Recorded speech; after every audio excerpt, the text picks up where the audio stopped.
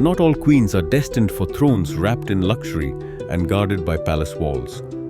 Draupadi is often remembered for her humiliation in the court of Hastinapur, but her story is one of strength, resilience, and the unwavering pursuit of justice. She was not just a wife to the Pandavs. She was a queen, a strategist, and a catalyst for one of the greatest wars in history. The Mahabharat revolves around the rivalry between two factions of the Kuru dynasty, the Pandavs and the Kauravas. The Pandavs, sons of King Pandu, were 5 brothers known for their virtue and strength. The Kauravas, led by the ambitious and arrogant Duryodhan, were 100 brothers who sought to claim the throne of Hastinapur. Their enmity ran deep, and despite several attempts at peace, their differences escalated into a brutal conflict. One fateful event sealed their rivalry, a game of dice.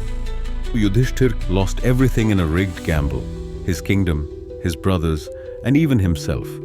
But the final insult came when he was forced to stake Draupadi, his wife, as a mere possession. What followed was an act of cruelty that set the course for war. Draupadi, dragged into the hall, dressed in a single cloth, stood before the Kaurav assembly. Duryodhan, with a smirk of triumph, ordered his brother Dushasan to disrobe her. The crowd watched in silence as he grabbed her garment, determined to strip her dignity away. But Draupadi did not beg. She did not plead. Instead, she raised her voice above the whispers of the court and demanded an answer. Had Yudhishthir, having already lost himself, any right to wager her? Her words cut through the chamber, shaking the very foundation of the court. But the Kauravas, drunk on arrogance, did not waver. Dushasan yanked at her sari, and then, in her moment of desperation, Draupadi did what no one expected. She closed her eyes and called upon Lord Krishna. A miracle unfolded. The more Dushasan pulled, the longer the cloth grew, an endless stream of fabric, defying logic, drowning the hands that sought to shame her. Exhausted and defeated, Dushasan collapsed. Draupadi, untouched, stood tall.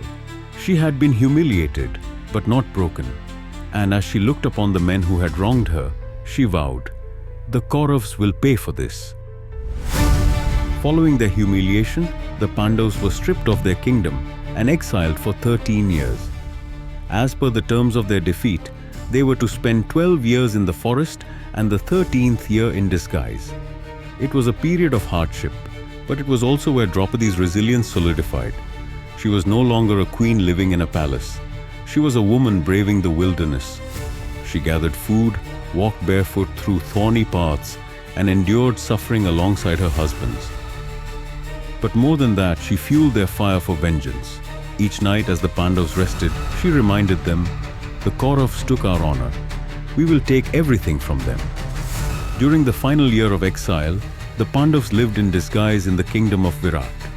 Draupadi became Sarandri, a maid to Queen Sudeshna.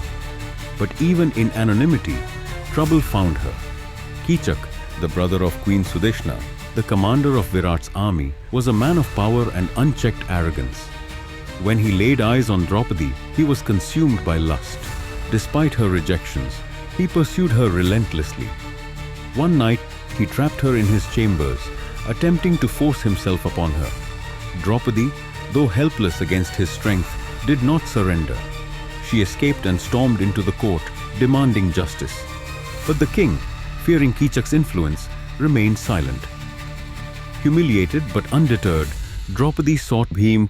With fire in her eyes, she whispered her plan.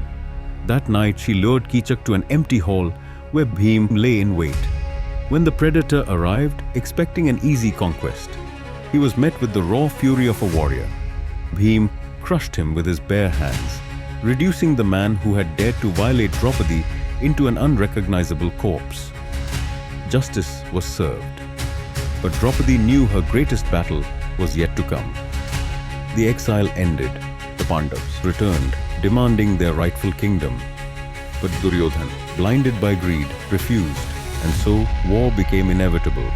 As warriors took their places on the battlefield, Draupadi did not wield a weapon, but her presence was as potent as any sword.